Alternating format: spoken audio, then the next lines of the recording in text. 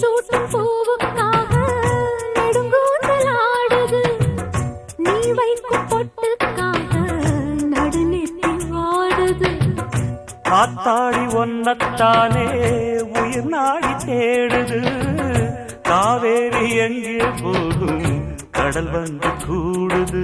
அந்திப் பொழுதில் தென்னங்கிளையில் தென்றல் கூத்தாட மையை எழுதி மஞ்சள் குருவி கையை கோத்தாட.